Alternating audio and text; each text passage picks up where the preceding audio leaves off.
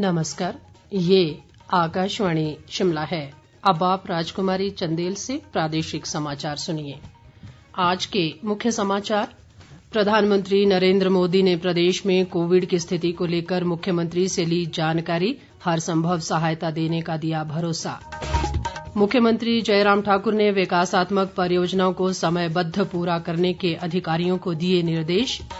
राज्यपाल बंडारू दत्तात्रेय ने रेडक्रॉस स्वयंसेवियों से कोरोना महामारी में एकजुट होकर कार्य करने का किया आह्वान। और वित्त मंत्रालय ने स्वास्थ्य संस्थानों को 2 लाख से ज्यादा के कैश पेमेंट लेने की 31 मई तक दी छूट। कोविड मरीजों की संख्या फिर से बढ़ रही है, इसलिए सभी श्रोताओं से अपील है कि कोई भी कोताही न बरतें। सभी सुरक्षा उपायों का पालन करें और 45 वर्ष से ऊपर के सभी लोग बेहिचक टीका लगवाएं। सुरक्षित रहें और 3 आसान उपायों का पालन करें।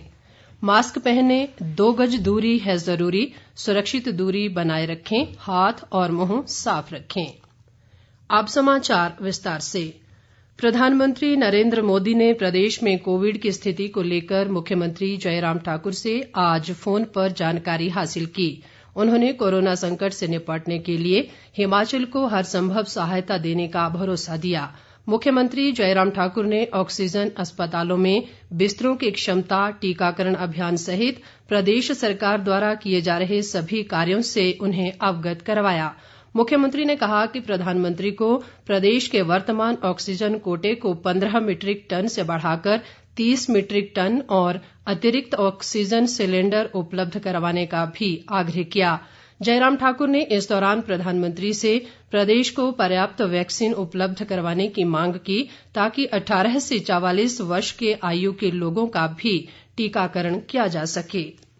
मुख्यमंत्री जयराम ठाकुर ने विकासात्मक परियोजनाओं को समयबद्ध पूरा करने के अधिकारियों को निर्देश दिए हैं।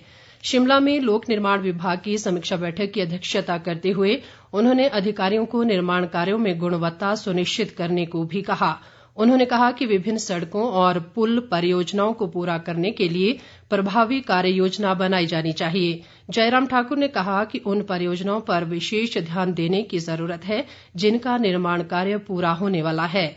उन्होंने कहा कि प्रधानमंत्री ग्राम सड़क योजना में प्रदेश की लगभग 18,430 किलोमीटर सड़कों का निर्माण कार्य पूरा हो गया है। मुख्यमंत्री ने सड़क परिवहन और राजमार्ग मंत्रालय द्वारा क्रियान्वित विश्व बैंक पोषित परियोजनाओं के कार्यों में भी तेजी लाने की बात कही। जयराम ठाकुर ने कहा कि उनके द्वारा की गई घोषणा के क्रियान्वयन पर विशेष ध्यान दिया जाना चाहिए, ताकि लोगों को उनका लाभ मिल सके। मुख्यमंत्री जयराम ठाकुर ने आज शिमला से मंडी जिले के धर्मपुर क्षेत्र के लिए वर्चुअल माध्यम से आधुनिक एम्बुलेंस को झंडी दिखाकर रवाना किया। इस एम्बुलेंस में ऑक्सीजन आपूर्ति और एक समय में 2 मरीजों के लिए परिवहन सुविधा उपलब्ध है।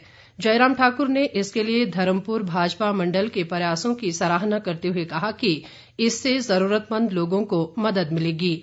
मुख्यमंत्री ने आम जनता से मुख्यमंत्री राहत कोष व मुख्यमंत्री कोविड फंड में अंशदान करने का आग्रह भी किया। ऊर्जा मंत्री सुखराम चौधरी ने अधिकारियों को प्रदेश के सभी विद्युत उपभोक्ताओं को निर्बाध विद्युत आपूर्ति सुनिश्चित करने के निर्देश दिए हैं। शिमला से जारी एक बयान में उन्होंने कहा है कि कोविड-19 के स्वास्थ्य संस्थानों, अस्पतालों व ऑक्सीजन संयंत्रों को विद्युत आपूर्ति सुचारू बनाए रखने के भी निर्देश दिए गए हैं। उन्होंने कहा कि बरोटीवाला सहित प्रदेश के अन्य सभी ऑक्सीजन संयंत्रों के विद्युत आपूर्ति को सुनिश्चित करने और इसके लिए 132 kV संचार लाइनों की व्यवस्था सुचारू बनाने के भी अधिकारियों को आदेश दिए गए हैं। पुलिस महानिदेशक संजय कुंडू ने लोगों से कोरोना कर्फ्यू के नियमों का पालन करने का आह्वान किया है। उन्होंने कहा है कि नियमों का उल्लंघन करने वालों के खिलाफ पुलिस कार्रवाई करेगी। संजय कुंडू ने कहा कि पुलिस को 72 घंटे तक लोगों को जागरूक करने के निर्देश दिए गए हैं। यदि फिर भी कोई नियमों की अवहेलना करते हुए पाया गया तो कानून अपना काम करेगा। उन्होंने कहा कि प्रदेश की सीमाओं पर भी अब सख्ती के साथ चेकिंग की जाएगी। शहरी विकास मंत्री सुरेश भारद्वाज ने कोरोना महामारी को मात देने के लिए योग के माध्यम से प्राणायाम की विभिन्न क्रियाओं को लाभप्रद बताया है। उनकी पहल पर आर्ट ऑफ लिविंग के सहयोग से वर्चुअल माध्यम से कोरोना संक्रमितों के लिए व्रीद शिमला योग से निरोग कार्यक्रम शुरू किया गया है। भारद्वाज ने कहा कि इस कार्यक्रम को 3 श्रेणियों में बांटा गया है। उन्होंने कोरोना कर्फ्यू के दौरान मिल रहे सहयोग के लिए लोगों का आभार जताया है। बाकी समाचार अंतराल के बाद। राज्यपाल बंडारू दत्तात्रेय ने रेडक्रॉस स्वयं सेवियों से कोरोना महामारी में एकजुट होकर कार्य करने का आह्वान किया है। उन्होंने विश्व रेडक्रॉस दिवस के अवसर पर आज शिमला स्थित राजभवन से प्रदेश रेडक्रॉस द्वारा कोरोना मरीजों को दी जाने वाली सामग्री की रेडक्रॉस वैन को झंडी दिखाकर रवाना किया। उन्होंने कहा कि कोरोना के बढ़ते हुए मामलों को देखते हुए स्वैच्छिक सहयोग को बढ़ावा दिया जाना चाहिए। राज्यपाल ने कहा कि प्रदेश में कोरोना मरीजों के लिए और अधिक स्वास्थ्य विशेषज्ञों, ऑक्सीजन युक्त बिस्तरों व समर्पित टीमों की आवश्यकता है। उन्होंने इस महामारी के दौरान स्वास्थ्य प्रणाली को सुदृढ़ करने के लिए सेवानिवृत्त स्वास्थ्य कर्मियों और पूर्व सैनिकों की सेवाएं लेने पर भी बल दिया। इस मौके पर रेडक्रॉस की अध्यक्षा साधना ठाकुर ने कहा कि कोरोना के इस कठिन दौर में रेडक्रॉस महत्वपूर्ण भूमिका निभा सकता है, जिसके लिए राज्य स्तर पर ठोस प्रयास किए जाने चाहिए। केंद्रीय वित्त राज्य मंत्री अनुराग ठाकुर ने कहा है कि वित्त मंत्रालय ने आपदा की इस घड़ी में स्वास्थ्य संस्थानों को 2 लाख से ज्यादा की कैश पेमेंट लेने की छूट दी है। एक बयान में उन्होंने कहा है कि ये छूट 31 मई तक लागू रहेगी। उन्होंने कहा कि 2 लाख से ज्यादा नकद भुगतान के लिए आधार कार्ड या पैन कार्ड देना होगा। अनुराग ठाकुर ने कहा कि आयकर कानून के मुताबिक देश में किसी भी व्यक्ति को 2 लाख से अधिक नकद के लेन देन को प्रतिबंधित किया गया है, मगर कोरोना महामारी के समय लोगों की सुविधा के मद्देनजर ये कदम उठाया गया है। प्रदेश कांग्रेस अध्यक्ष कुलदीप राठौर ने सरकार पर कोरोना महामारी पर काबू पाने में विफल रहने का आरोप लगाया है। शिमला से जारी एक बयान में उन्होंने कहा है कि प्रदेश में 18 साल से अधिक आयु वर्ग के लोगों के लिए पर्याप्त मात्रा में वैक्सीन उपलब्ध नहीं है। उन्होंने कहा है कि देश में ऑक्सीजन की भारी कमी और आवश्यक दवाओं की कालाबाजारी हो रही है। प्रदेश में कोरोना के मामलों में वृद्धि लगातार जारी है। राज्य में आज कोरोना के 5,424 नए मामले सामने आए हैं, जबकि 3,007 मरीज स्वस्थ भी हुए हैं।